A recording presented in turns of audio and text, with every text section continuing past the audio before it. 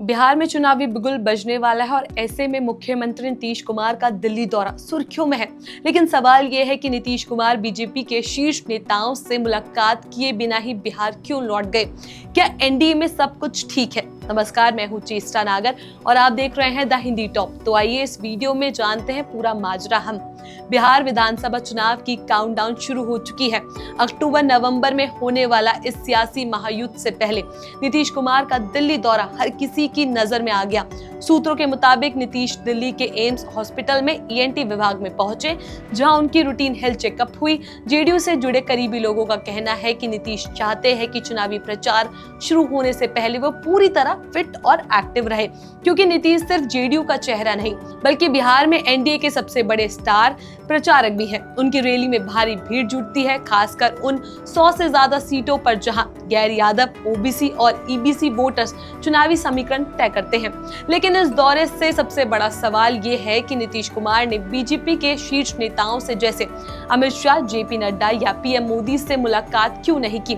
सूत्रों के मुताबिक नीतीश का दिल्ली दौरा सीट बंटवारे और एनडीए की चुनावी रणनीति पर चर्चा के लिए था। माना जा रहा था कि वो उपराष्ट्रपति उम्मीदवार सीपी राधाकृष्णन से भी मुलाकात करते, लेकिन बिना इन मुलाकातों के नीतीश बिहार लौट गए। क्या ये सिर्फ इस बात का इशारा है कि एनडीए में सीट बंटवारे पर सहमति नहीं बन पा रही, या फिर नीतीश जानबूझकर दबाव की रणनीति अपना रहे हैं? बिहार में 243 सीटों के लिए एनडीए में सीट बंटवारा अभी भी अटका हुआ है।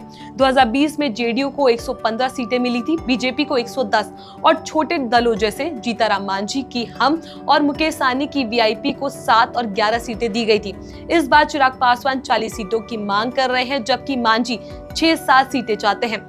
नीतीश चाहते हैं कि जेडीयू को बीजेपी से कम सीटें ना मिले, क्योंकि वो एनडीए का चेहरा है। लेकिन बीजेपी के नेताओं से बिना मुलाकात के लौटना सवाल उठाता है। क्या एनडीए में सब कुछ ठीक है या पर्दे के पीछे कोई नया सियासी खेल चल रहा है? तो कहानी साफ है, बिहार में चुनाव का बिगुल बजने ही वाला है और ऐसे समय में नीतीश कुमार का दिल्ली जाना और फिर बीजेपी नेताओं से बिना मिले वापस लौट आना सियासत में कई तरह के कयास खड़े कर रहा है।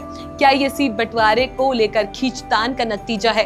क्या नीतीश कुमार का जानबूझ दबाव बनाने की रणनीति अपना रहे हैं? एक तरफ बीजेपी चिराग पासवान और मांझी जैसे सहयोगियों को साधने में लगी है, तो दूसरी तरफ नीतीश चाहते हैं कि जेडीयू को 2022 जैसी सीटें हिस्सेदारी मिले और उनकी हैसियत कम न आकी जाए। यानी आने वाले दिनों में बिहार की राजनीति और भी गरमाने वाली है। अब देखने वाली बात होगी कि दिल्ली दौरे के बाद नीतीश और बीजेपी के रिश्तों में और दूरी बढ़ती है या फिर दोनों फिर से एक साथ बैठकर 2025 की चुनावी लड़ाई के लिए मजबूत रणनीति तय करते हैं, क्योंकि अंत में बिहार की जनता यही चाहती है कि किसके चेहरे और किसके गठबंधन पर इस बार भरोसा जताया जाए। इस खबर पर आपका क्या कुछ कहना है? अपनी राय हमें नीचे कमेंट बॉक्स में जरूर बताएं। ऐसी और भी वीडियोस के लिए आप हमारे चैनल द हिंदी टॉप को सब्सक्राइब कर ले। इसके अलावा आप हमें एक्स, फेसबुक और इंस्टाग्राम पर भी फॉलो कर सकते हैं।